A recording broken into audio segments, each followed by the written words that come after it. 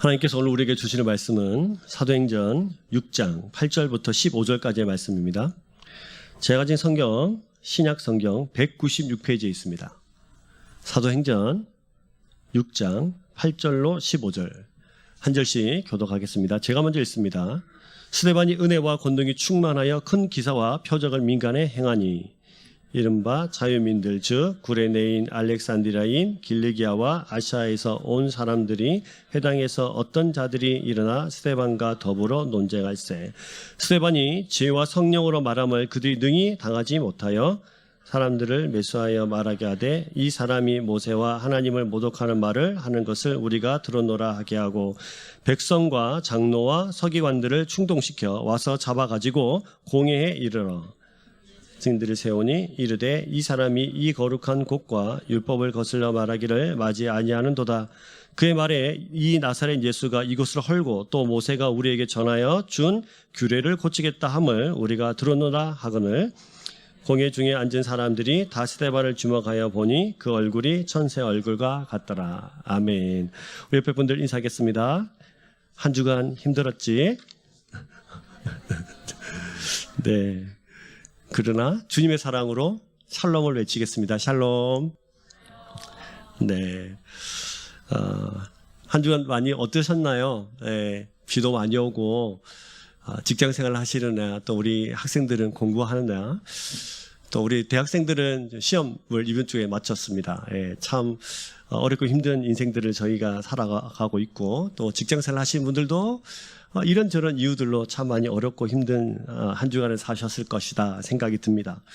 그런데 하나님이 이제 여러분들을 보실 때 이 한 주간 또 우리 평생을 세상에서 직장에서 대학생으로 또 중고등학생으로 이런저런 모양으로 살아가는 여러분들이 어떤 모습으로 이 세상을 각자의 처해진 환경 속에서 살아가기를 원하실까요? 그것은 바로 진짜 그리스도인만 누릴 수 있는, 진짜 그리스도인만이 가질 수 있는 능력의 삶을 그리스도인들에게 선물로 주셨다는 사실을 믿으시길 소망합니다. 한 주간 우리가 어렵고 힘들게 살았지만 오늘 이 말씀을 통해서 하나님이 우리에게 주시고 싶어 하시는 하나님의 힘, 하나님의 능력, 이것을 보면서 우리가 이 말씀을 통해서 큰 힘을 얻고 위로를 받는 귀한 시간이 되기를 주의 이름으로 축복합니다. 우리가 지난주에 살펴봤던 것처럼 초대 교회인 예루살렘 교회가 큰 위기가 닥쳤습니다. 교회가 히브리파 유대인과 헬라파 유대인, 그러니까 히브리파 유대인들 중에 예수님을 구주로 영접했던 사람들, 그리고 헬라파 사람들, 우리로 치면은 교포죠, 교포. 이 땅에서 있지 않고 여러 가지 이유로 온 아시아에 흩어져 있다가 이게 다시 예루살렘으로 돌아온 사람들 중에 예수를 영접한 사람들, 이 구제 문제로 갈등을 일으키자 사도들이 말씀과 기도에 소홀했다는 사실을 공적으로 인정하고 두 가지 대안을 제시하죠. 사도들은 말씀과 기도에 전무하고 또 구제와 교회를 위해서 성령과 죄가 충만하고 칭찬받는 집사 몇 명요? 7명을 세웁니다.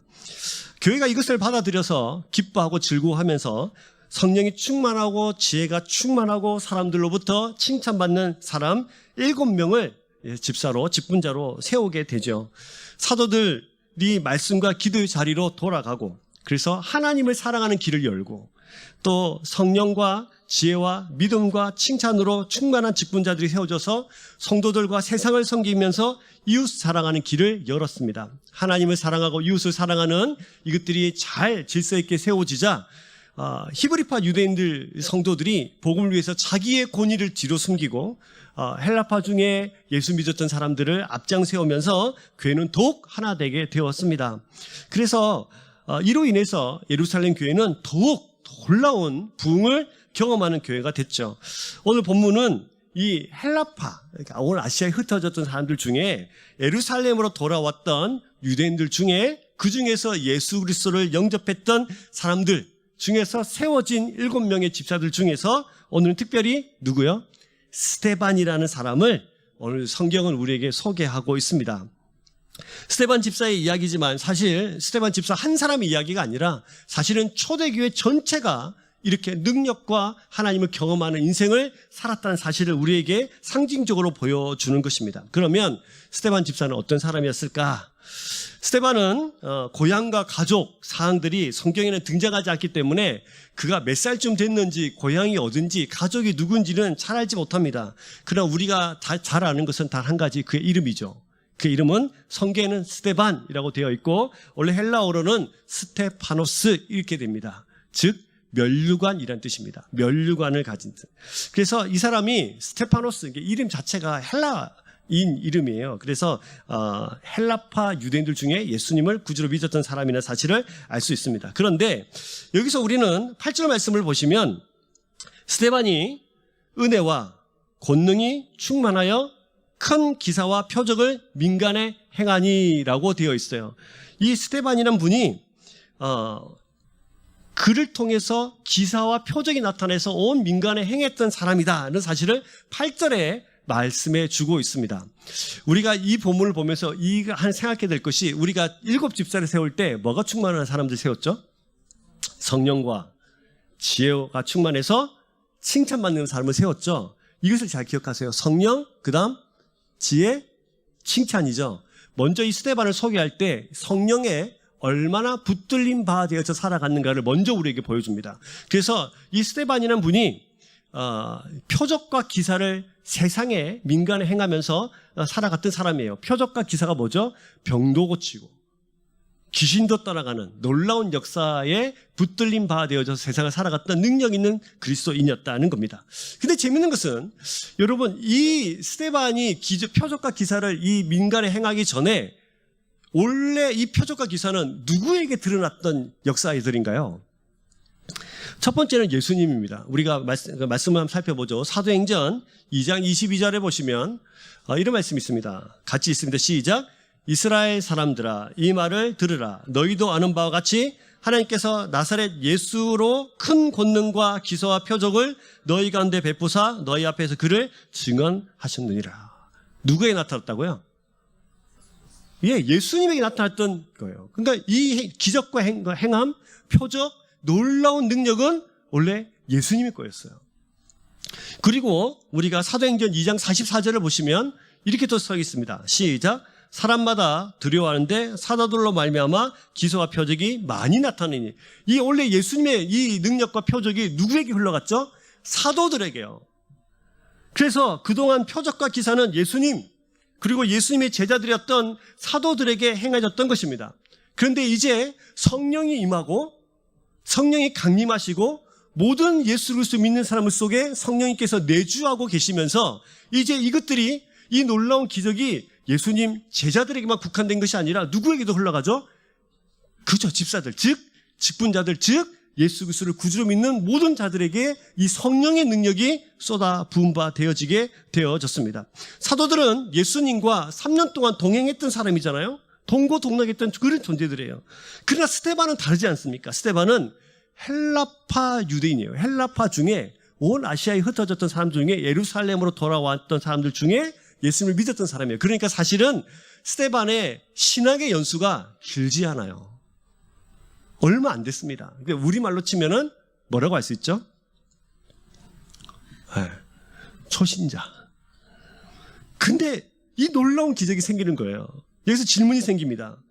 성경은 지금 무엇 때문에 스데반이 이 놀라운 기사와 표적을 행하고 있다는 사실을 우리에게 가르쳐주고 있을까? 우리 보고 스데반을 닮으라는 뜻인가? 요즘은 여러분, 성경에 사실은 성경에 있는 모든 인물들이 우리한테 나를 본받으십시오라고 말한 적이 단 한 번도 없습니다. 그렇죠? 사도 바울이 말한 한 번 딱 있어요. 사도 바울이 나를 본받으라 말할 때는 내가 얼마나 나의 능력을 본받으는 것이 아니라 내가 얼마나 주님을 사랑하는지 본받으라 이 말이에요. 성경에서 사람은 악한 존재예요. 스스로 구원할 수 없는 사람이에요. 능력 있는 사람이 아니에요. 그런데 지금 오늘 이 본문을 우리에게 소개시켜주고 있는 이유는, 여러분, 우리가 잘 기억해야 될 것은 스데반이 대단한 사람이니 우리도 스데반을 본받아서 그런 사람이 되어라고 말하고 있는 것이 아니에요. 스데반 역시 죄인이고 원죄를 가진 사람이지만 스데반이 그렇게 살아갈 수 있는 그 힘의 원천이 어딘가? 그의 능력은 어디로부터 오는 것인가? 예수 믿은 지 얼마 되지 않았음에도 불구하고 성령의 능력과 권능으로 민간의 표적과 기사를 행하는 그 능력은 어디로부터 오는 것인가? 스데반의 삶의 능력은 그가 하나님의 은혜와 능력으로 살아가고 있었다는 사실을 우리에게 가르쳐주기 위함이에요. 즉 다시 말하면 우리도 은혜와 능력 속에 붙들림 바되어서 성령 충만한 삶을 살아가면 이런 능력의 삶을 살아갈 수 있다 없다? 있다는 거예요. 이것을 우리에게 가르쳐주는 겁니다. 스데반이 대단하니까 우리가 스데반을 닮자가 아니라 스데반이 붙잡았던 그 주님 앞에 붙잡힘 바 되어지기 시작하면 어떤 누구든지 간에 신앙생활 예수를 믿었던 사람이 하루가 됐든 이틀가 됐든 10년이 됐든 30년이 됐든 간에 주님 앞에 붙잡힌 바 되어지면 이런 놀라운 능력의 삶을 살아가는 그리스도인이 된다고 우리에게 말씀해 주시는 것입니다. 여러분, 그러면 여러분들이 한번 질문해 볼까요? 여러분 세상을 능력 있게 살아가고 계십니까? 우리가 살아가는 힘의 근원은 어디 있습니까? 내가 이 땅을 살아가는 동안 즐겁고 행복하고 그 원천이 어디 있죠? 때론 절망, 좌절, 그 속에서 일어나는 힘은 어디로부터입니까? 우리 때로는 절망의 모드에 빠지잖아요. 좌절 모드에 빠지잖아요. 힘을 내야지, 내가 주저앉아 있으면 안 되지 이러면서 그냥 일어나십니까? 인생의 풍파가 찾아와서 고통 가운데 있을 때 우리 가정을 보면서 내가 일어나야 우리 가정이 먹고 살지 이러면서 일어나세요?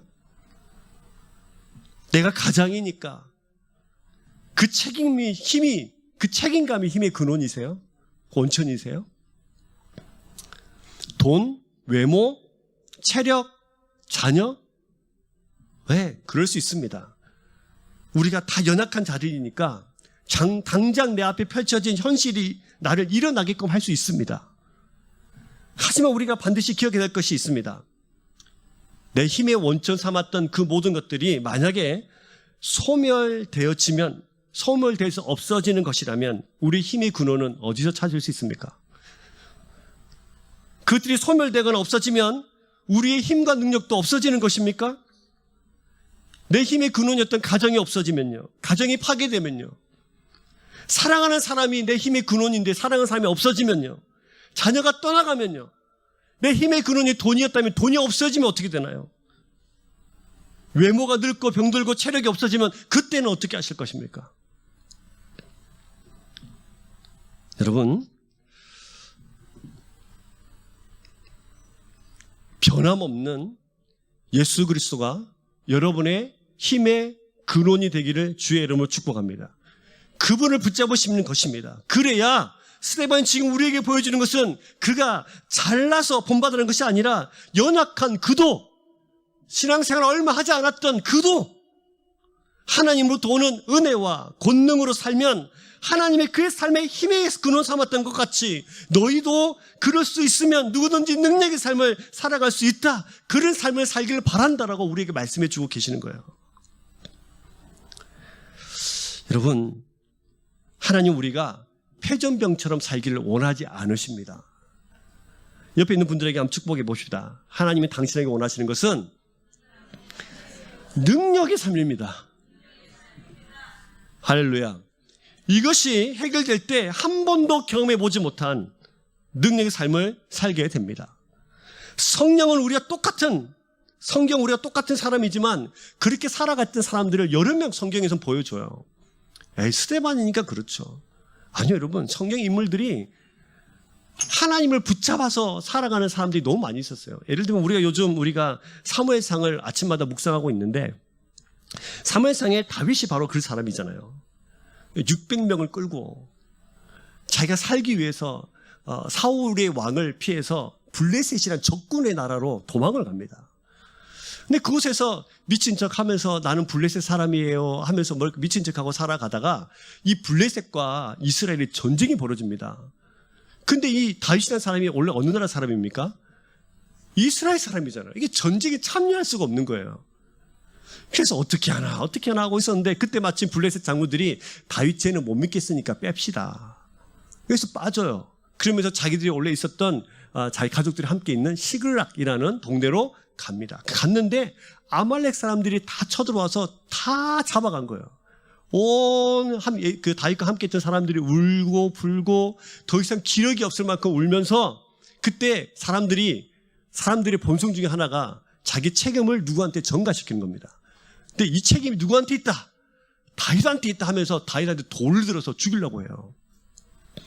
그때 다윗이 이렇게 말합니다. 사무엘상 30장 66절에 보시면 같이 읽겠습니다. 백성들이 자녀들 때문에 마음이 슬퍼서 다윗을 돌로 치자 하니 다윗이 크게 다급하였으나 그가 하나님 여호와를 힘입고 용기를 얻었더라. 그가 뭐예요? 하나님 여호와를 힘입고 뭘 얻었어요? 용기를 얻었어요.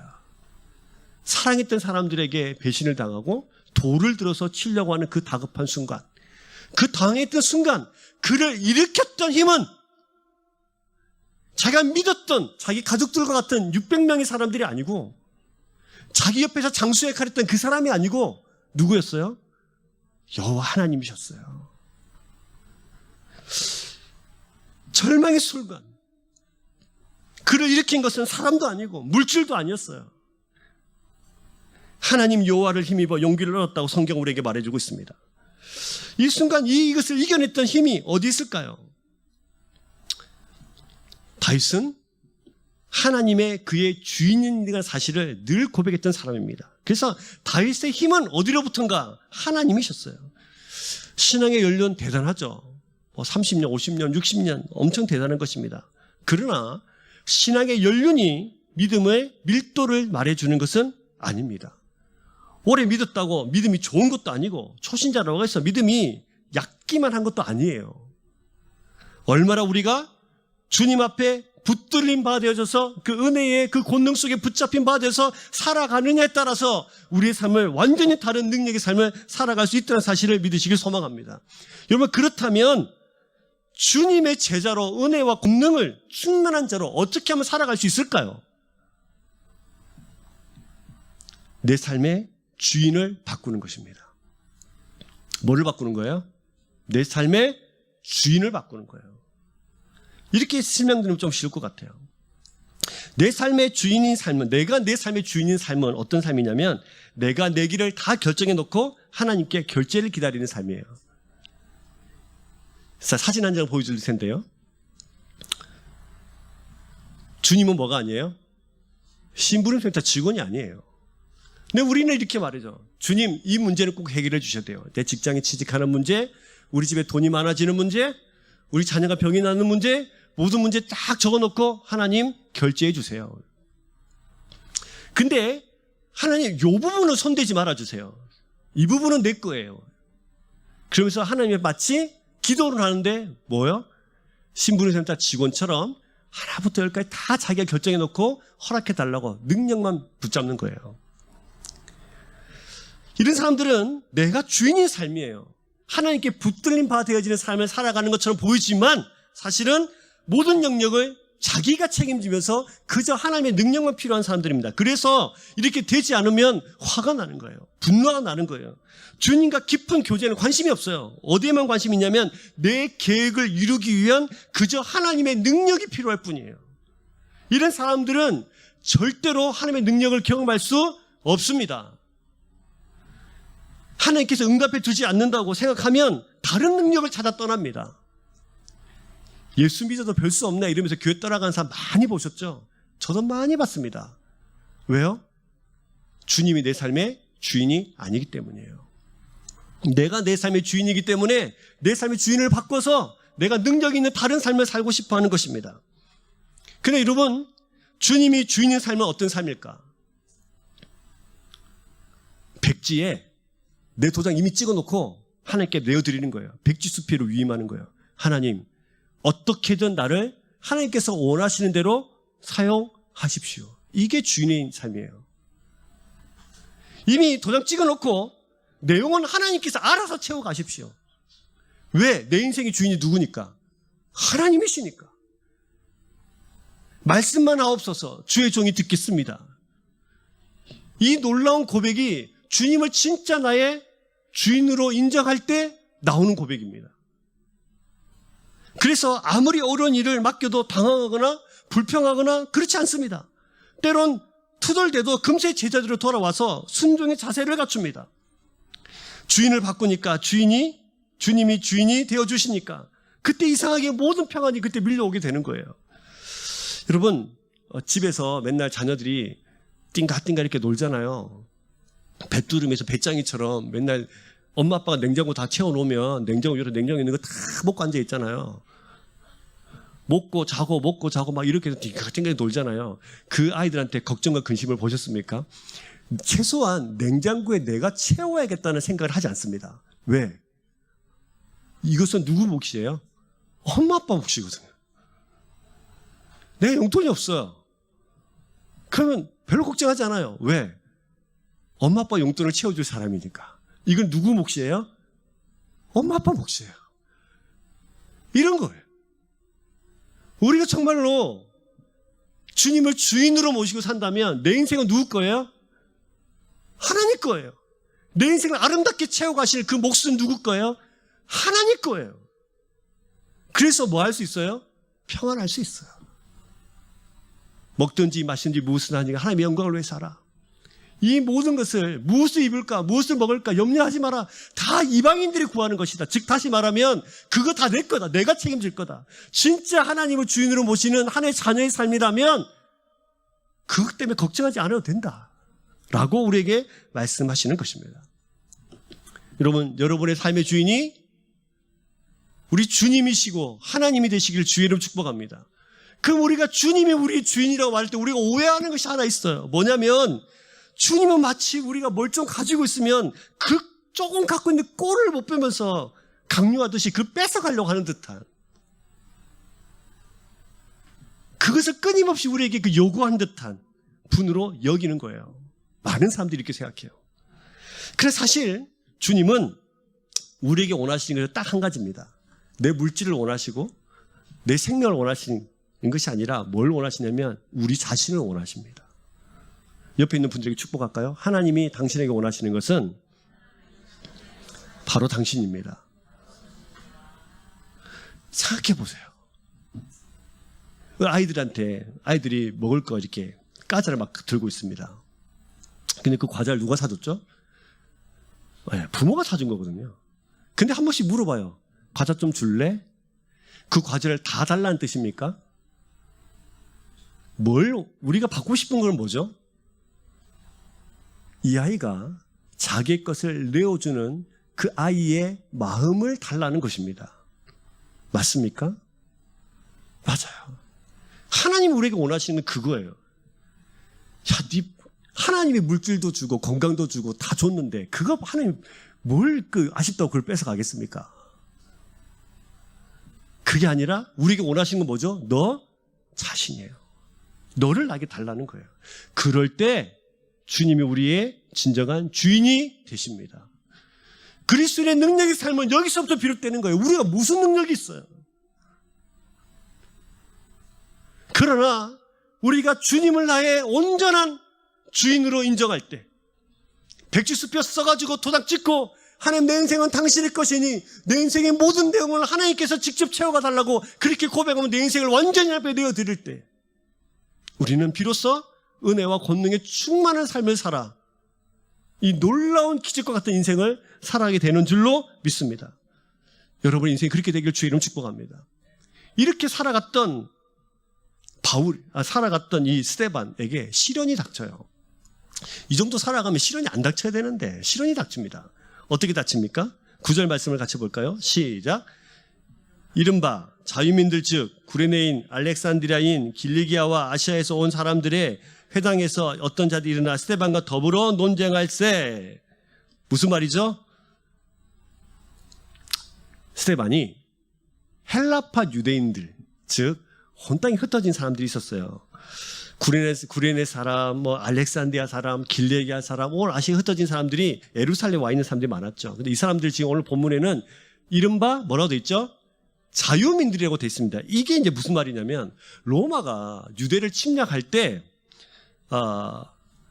폼페이라는 장군이 유다를 침략을 했어요. 그래서 그 이스라엘이 이 로마의 것이 됐습니다. 로마가 통치를 받게 됐죠. 그래서 이 로마는 이 유대인들을 잡아다가 노예로 자기들이 다스리는 뭐 이집트, 터키 뭐 이런 땅에 노예로 갖다 놨어요. 근데 이 폼페이라는 장군이 나중에 로마의 정권을 잡아서 황제가 됩니다. 이게 폼페이라는 장군의 이름을 딴 도시도 있죠. 폼페이라는 도시도 있잖아요. 여러분 아시죠? 화산 폭발해가지고 온 도시가 화산재로 뒤덮인 그 나라가 도시가 있잖아요. 그곳의 이름이 폼페이지 않습니까? 이 장군의 이름을 따서 폼페이의 이름을 붙였습니다. 이 폼페이가 로마의 황제가 되자 이 사람들을 풀어줍니다. 그래서 온 땅에 흩어진 사람들이 돌아오게 돼요. 이 사람들이 이른바 뭐라고요? 자유민들이라고 말하는 거예요. 원래 노예했던 삶이 자유민이 됐습니다. 자, 이들은 헬라파 유대인들이죠. 스데반은 히브리파 유대인입니까? 헬라파 유대인입니까? 헬라파 유대인이죠. 그러면 이들의 고통과 아픔, 슬픔, 노예로 그 땅에서 살아갔던 아픔들을 누가 제일 잘 알까요? 스데반이 아주 잘 알았어요. 그래서 자신도 헬라파 유대인으로 세상을 살아왔던 사람인데 예수 그리스도 믿고 그의 삶이 완전히 변화되자 이 헬라파 유대인들을 사랑하는 마음으로 그들끼리 모인 구레네 사람들 구레네 사람끼리 길리앗 사람들끼리 자기들의 언어로 모인 회당마다 찾아가서 예수님을 전했던 겁니다. 그들의 발걸음을 옮겨서 그 귀한 사역, 교회 사역 다 하고 행정과 또 구제 사역과 열심히 하면서 열심히 찾아내면서 그 복음을 전한 거예요. 그런데 이 사람들이 원래 유대인이지 않습니까? 지금도 유대인들은 예수님을 믿습니까? 안 믿습니까? 안 믿습니다. 누구만 믿어요? 하나님만 믿어요. 그러니 이들의 귀에 예수 그리스도가 구원자라는 소식이 들리자 무슨 소리야? 예수님이 진짜 구원자라면 왜 우리가 아직도 로마의 압제 아래 살아가지? 그가 진짜 구원자라면 왜 십자가에 왜 죽었어? 라는 논쟁들을 계속해서 하게 된 것입니다. 그런데 놀랍게도 이 10절에 보시면 이렇게 설명하고 있어요. 스데반이 지혜와 성령으로 말함을 그들이 능히 당하지 못하여. 뭐요? 지혜와 성령으로. 아까 우리 설명했던 것처럼 7집사를 세워놓는데 성령이 충만하고 두 번째 뭐였어요? 지혜가 충만하죠. 지금 뭐가 충만해요? 지혜가 충만해요. 지금 뭘 보여줍니까? 앞에 있는 말씀이 그대로 이루어지는 삶을 살아가고 있는 한 사람 우리에게 소개시켜주고 있는 거예요. 그죠? 지혜가 충만했어요. 하나님이 성령을 통해서 그 입에 진리의 말씀을 계속해서 불어넣으시고 스데반은 그 사람들과 함께 싸우면서 그것을 논쟁하며 이기며 살아갔던 사람들이 된 겁니다. 여러분, 이 놀라운 것은 11절과 12절을 보시면 이제 그들이 거짓 증언하기 시작합니다. 말로 안 되니까 이제 그들이 거짓 증언을 하기 시작해요. 사람들이 매수하여 말하게 하되 이 사람이 모세와 하나님을 모독하는 말을 하는 것을 우리가 들었노라 하게 하고 백성과 장로와 서기관들을 충동시켜 와서 잡아가지고 공회에 이르라. 이렇게 논쟁에서 말이 안 돼요. 지면은 인정하고 물러나야 되잖아요. 그런데 이 사람들은 어떤 방법을 쓰냐면 거짓 증인들을 돈 주고 매수합니다. 왜냐하면 정상적인 방법으로는 스데반을 제압할 수 없다는 생각을 했기 때문이에요. 그래서 그들이 모세와 하나님을 모독하는 자, 즉 신성 모독죄로 이 스데반을 죽여버리면 제거할 수 있기 때문이에요. 말로는 이길 수 없다. 논리가 진리를 이길 수 없다는 의미인데 상식적으로 말도 안 되는 상황이잖아요. 근데 여러분 잘 보세요. 어떤 방법을 사용해서라도 적을 죽여 제거하는 방법은 인류 역사상 사람들이 제일 많이 사용하는 방법이에요. 그렇죠? 자기와 적대시하는 사람들은 어떻게 해야 내가 살 수 있어요? 제거해야 됩니다. 이 이야기를 성경에만 있는 게 아니라 모든 역사에 숱하게 등장하는 이야기예요. 즉 다시 말하면 지금 이들이 무슨 방법을 쓰고 있어요? 세상의 방식대로 살아가고 있다는 것을 우리에게 보여줍니다. 하나님은 스데반을 통해서 진리를 전해주셨죠. 고달픈 인생에 노예의 삶을 살다가 자유민으로 풀려나서 앞으로 어떻게 살아야 될지를 잘 알지 못하는 그들에게 소망을 주고자 하셨어요. 왜요? 그들의 인생이 불쌍했기 때문이죠. 하나님의 백성들이 사단의 자식으로 세상을 고통 가운데 살아가는 것을 안타깝게 여기셨기 때문이에요. 그래서 사랑하여 불쌍히 여기고 그들에게 복음의 길을 보여주신 것이 하나님의 방식이에요. 살려내는 방식. 그러나 세상의 방식은 온 의지를 다해서 죽여 없애버리는 거예요. 사랑이 없고 불쌍히 여김이 없고 살리고자 하는 마음이 없어서 생명이 없습니다. 이것이 세상의 방식이에요. 근데 여러분은 그러면 하나님의 방식을 선택하며 살아가십니까? 아니면 이 세상의 방식을 선택하고 살아가십니까? 나의 적대시하는 사람들이 있을 때, 나를 공격하는 사람들이 있을 때 우리는 어떻게 하나요? 어떤 마음을 가지십니까? 내가 말빨로 해가지고 이겨버려야 돼. 속이 시원하고. 어떻게든 없애버릴까? 없으면 좋겠다 생각하면서 세상을 살아가죠. 근데 여러분 잘 보세요. 예수님은 어떤 사람들을 위해서 이 땅에 오셨습니까? 이 악한 세상의 방식대로 온 힘과 의지를 다해서 자기와 적대시하는 사람들을 죽여 없애버리는 악한 자들을 위해서 이 땅에 오셨습니다. 즉 예수님은 바로 이와 같은 자들을 위해 오셨어요. 진리를 거부하는 자들을 위해서 이 땅에 오셨어요. 죄의 삭은 사망이죠. 죄의 소굴에 유기되고 버려진 채로 자기 욕심대로 살아가게 되죠. 생명의 주님과 단절되는 살아가는 사망을 선고받은 자가 세상을 욕심대로 살아가게 되죠. 그런 사람들을 위해서 오셨어요. 옆에 있는 분들 잘 보세요. 이 사람들의 모습이 오늘 성경에 어떤 모습으로 등장하죠? 우리가 예배 시간에 앉아있지만 우리의 모습은 어떤가요? 우리의 모습 또한 이 악한 자들처럼 거짓 증거와 거짓된 마음과 나의 적들은 없애버려야 되는 속이 시원한 그런 악한 마음으로 세상을 우리가 살아가고 있는데, 그런데 놀라운 것은 그런 우리를 위해서 예수님이 이 땅에 오셨다는 사실입니다. 여러분,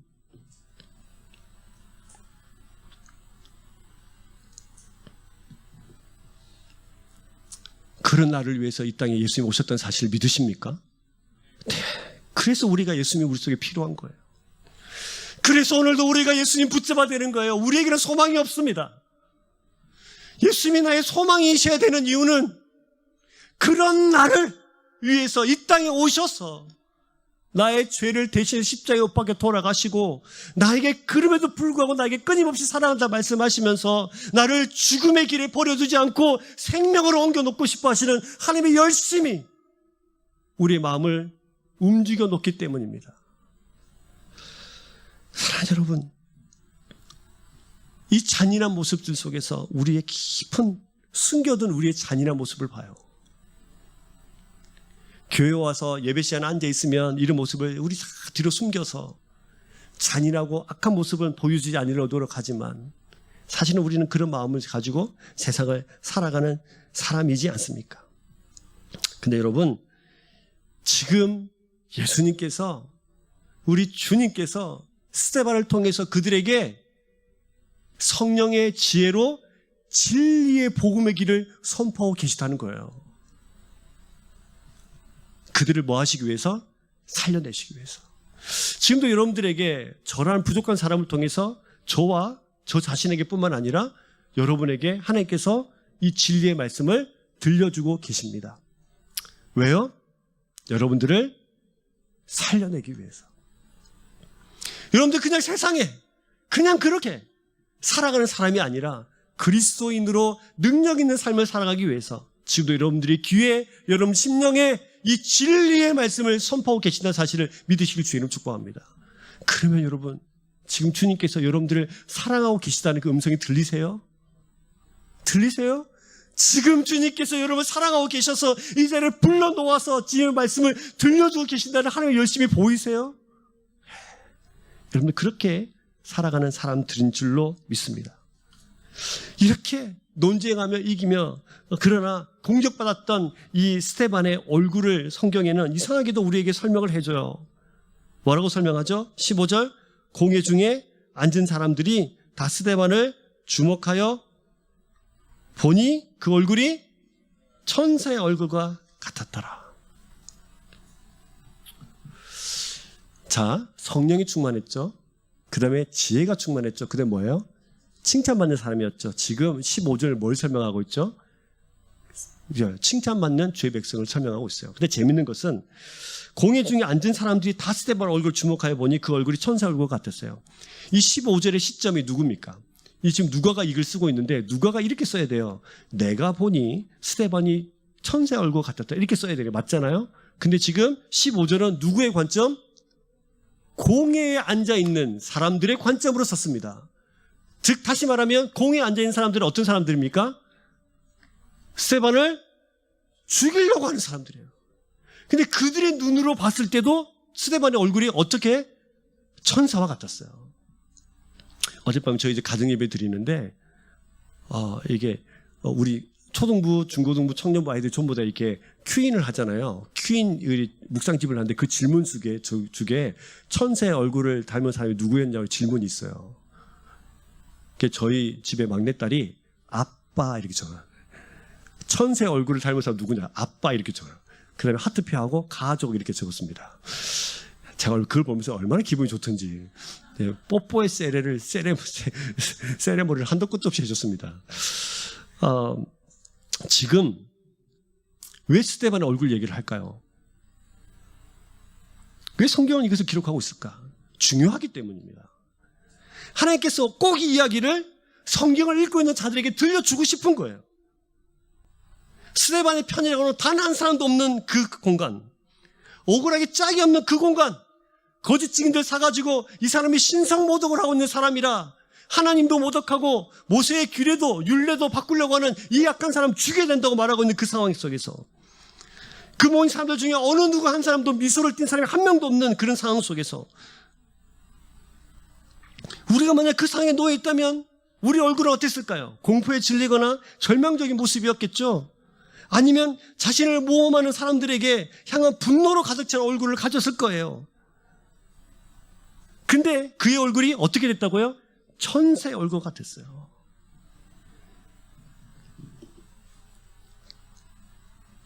그 얼굴이 천사의 얼굴처럼 성령이 충만해서 하나님의 함께 하심으로 인해서 그 얼굴이 광채가 나고 그 가득한 평안함이 그의 얼굴을 덮었다는 겁니다. 그래서 여러분, 이 천사의 얼굴 같았다. 얼굴이 원하고 평안하고 광채가 나는 기쁨의 얼굴이었다는 거예요. 첫 번째 의미는. 천사 얼굴 같았다. 두 번째 의미는 뭐냐면, 여러분 성경에 천사들이 등장할 때마다 하나님이 부리는 심부름꾼으로 등장해요. 그래서 이 천사 얼굴 같았다는 것은 평안하고 온화한 얼굴이었지만 천사들은 하나같이 하나님이 주신 사명이 있어요. 그래서 이 스데반이 천사 얼굴 같았다는 것은 무슨 뜻이냐면 자신에게 입에 넣어주신 그 성령의 진리, 성령을 통해서 그 진리의 말씀을 선포하는 이 일을 감당할 수 있는 그 결연한 의지를 가진 얼굴이었다는 뜻입니다. 그 사명을 감당하고자 하는 마음. 여러분, 데이비드 윌리엄스라는 사람이 이렇게 썼어요. 하나님과 교통하는 사람은 하나님의 영광의 모습이 그 속에 반영되고 있음을 묘사하고 있다. 하나님과 교통하는 사람은 그 얼굴에 누가 반영돼요? 하나님이 반영돼요. 옆에 사람 얼굴 한번 봐보세요. 잘 쳐다보세요. 이 얼굴에서 하나님의 얼굴이 보이시나요? 평안함의 얼굴이 보이시나요? 하나님과 교제하는 사람은 그 얼굴에서 뭐가 나타나요? 하나님의 얼굴이 드러나요. 이 사건이 어디 등장하냐면 출애굽기 34장 29절에 보시면 여러분들이 아시는 분도 있고 모르시는 분도 계시지만 우리가 이 부분을 설명할 수 있어요. 자, 29절 시작.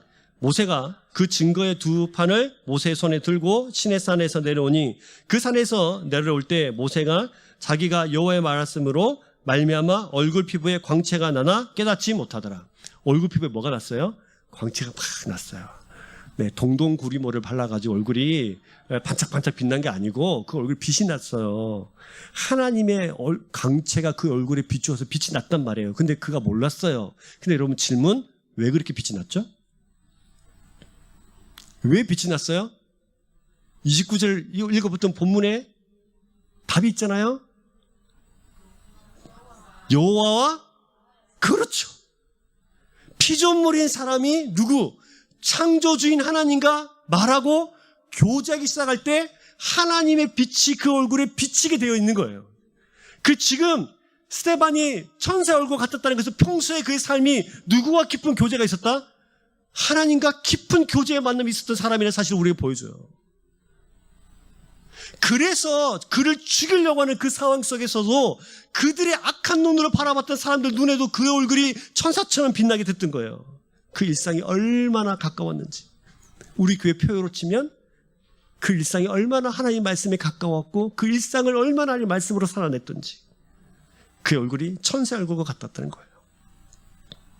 그리고 여러분, 천사의 얼굴과 같았다는 것은 그 있었던 앉아있던 사람들은 누가가 원하는 것이 뭡니까?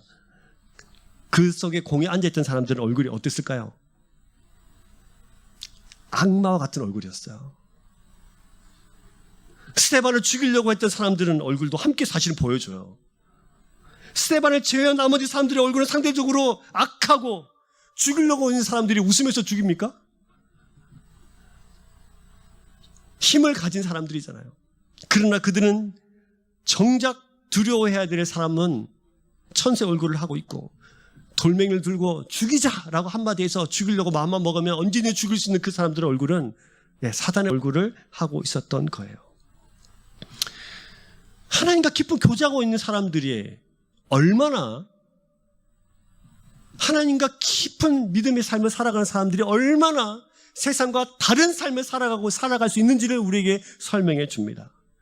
여러분, 그리스도인의 진짜 능력은 표적과 기사를 나타내는 능력도 능력이지만 여러분, 이 절체절명의 순간에 하나님의 얼굴을 할 수 있는 것도 능력이에요. 왜요? 여러분 잘 생각해 보세요. 자기를 죽이려고 하는 그 사람들을 사랑하지 않았더라면, 그 사람들을 용서하지 않았더라면, 그 사람을 품지 못한다면 그 얼굴에서 천사의 얼굴이 나타날 수 있나요? 없죠. 하나님이 주신 성령의 열매들로 이 스데반은 하나님이 주신 열매들로 가득 차서 그 사람들을 용서하고 용납하고 품고 안아주는 사람이었던 거예요. 그래서 그의 얼굴은 하나님의 얼굴로 빛나고 있었던 것이죠. 여러분, 이것이 능력이에요. 우리는 표적을 구하는 세대이기 때문에 병 낫기를 원하면 바로 병이 낫고 귀신이 떠나가면 바로 귀신이 떠나가는 그런 능력만 능력의 삶이라고 생각하지만 여러분, 그것도 능력이고 또 한 가지 우리가 기억해야 할 것은 우리의 삶을 통해서 하나님의 성품이 드러나는 천사의 얼굴로 세상을 살아가는 것도 그리스도인의 능력이라는 사실을 믿으시길 소망합니다. 그걸 우리가 가지는 거예요. 우리가 무슨 힘이 있어서 사람을 용서하나요? 우리가 무슨 가슴이 넓어서 사랑할 수 있습니까? 우리가 조금만 우리에게 잘못된 거 하고요, 조금만 악한 소리 하면 바로 되받아쳐서 반짝반짝 빛나는 두 눈이 아니라 분노에 가득 찬 두 눈으로 쳐다보고 있는 우리가 그런 사람들인데 어떻게 사랑할 수 있어요? 여러분, 마지막 질문을 해보려고 해요. 그렇다면 우리는 도대체 어떤 얼굴을 하고 계십니까? 교회에서는 천사의 얼굴인데 세상의 그 작은 이득 앞에서 사단의 얼굴을 하고 있지는 않습니까? 내 입은 거짓 증거를 달고 그렇게 살고 내 자랑을 달고 남을 깎아내리고 비방하고 비판으로 살아가고 있지는 않습니까? 내 손은 분노 가득한 다른 이들을 죽이려고 하는 혈기 가득한 그 두 손으로 돌멩이를 들고 있던 사람은 아니세요? 상황과 여건에 따라서 천사와 악마의 경계를 쉼없이 넘나들면서 그로 인한 양심의 가책감만 느끼지 못한 채 인간적으로 상식적으로 잘해주려고 했는데 내가 분노를 내는 것은 당신 때문이라고 끊임없이 당신을 향해서 네가 잘못했기 때문이라고 그렇게 다른 사람의 내 책임을 전가하고 회피하는 그런 사단의 얼굴을 하면서 세상을 살아가고 계시지는 않습니까? 하나님과 깊은 교제가 없는데 천사의 얼굴을 하려고 세상을 살아가니까 얼마나 힘이 드세요? 여러분, 오늘 우리가 주님 앞으로 돌아올 수 있기를 소망합니다. 우리의 얼굴은 성경입니다. 우리의 얼굴은 설교입니다. 우리의 얼굴은 신앙의 고백입니다. 우리의 얼굴은 그리스도의 실체입니다.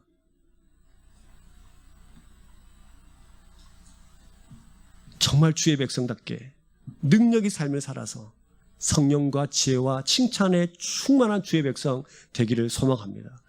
우리 다음 일주일 동안 세상을 살아가실 텐데요.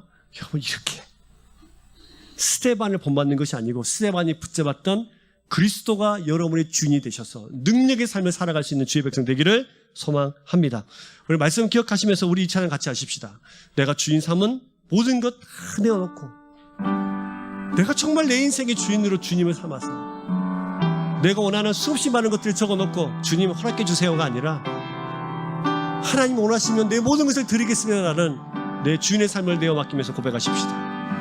내가 주인 삼은 모든 것 내려놓고 내 주 대신 주 앞에 나가 내가 사랑했던 모든 것 내려놓고 주님만 우리 한 번 더 고백하십시다. 내가 주인 삼은 모든 것을 내려놓고 내가 주인 삼은 모든 것 내려놓고 내 주 대신 주 앞에 나가 내가 사랑했던 모든 것 내려놓고 주님만 사랑해. 주 사랑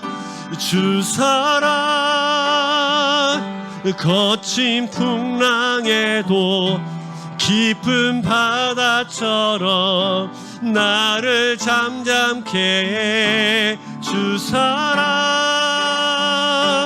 내 영혼의